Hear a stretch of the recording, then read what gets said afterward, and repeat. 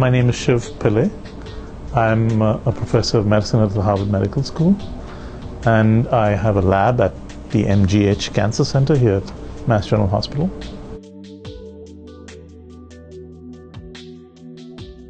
So I do have a lot of fun in the classroom. So I tend to teach on the blackboard in the classroom. So I do everything on the blackboard. But I do tell stories. So most of my lectures begin with 10 or 15 minutes of story time from the world of immunology. So much so that some students think that, I lived through immunology because I tell them stories sometimes from my colleagues, sometimes from 100 years ago.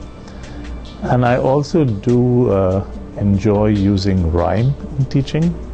So every lecture of mine ends with a summary, which is usually in rhyme.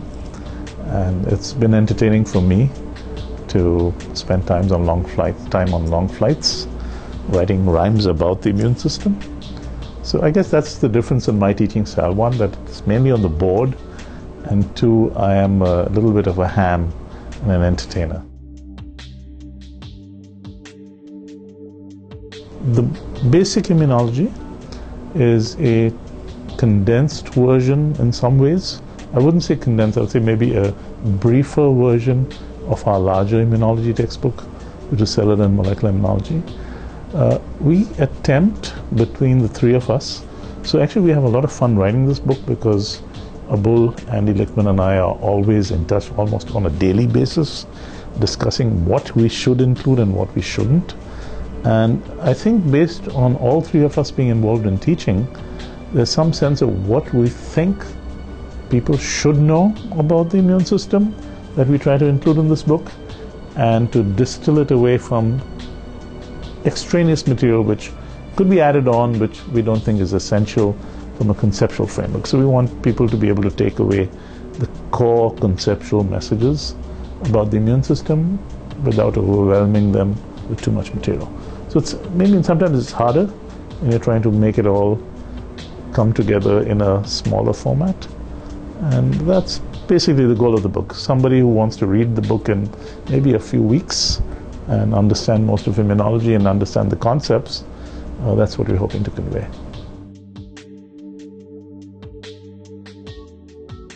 It's worth going beyond any one specialty today, because immunology is increasingly seen today as being a core part of almost all of medicine. You could be a neurologist, a nephrologist, a clinical immunologist, a gastroenterologist, a pulmonologist, and you're going to need immunology. The new therapies, so medicine has become very exciting in the last decade.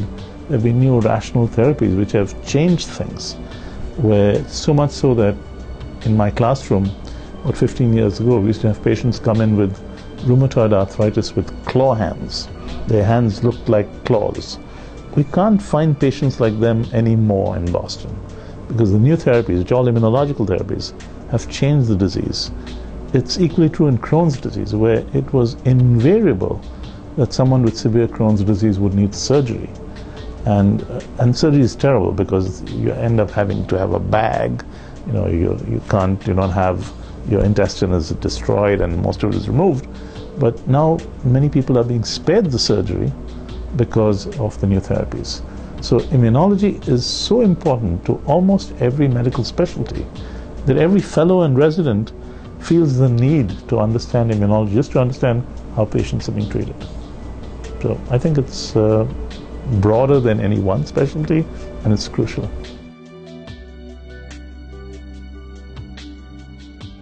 It's always cutting edge, even though it's meant for people learning the subject for the first time.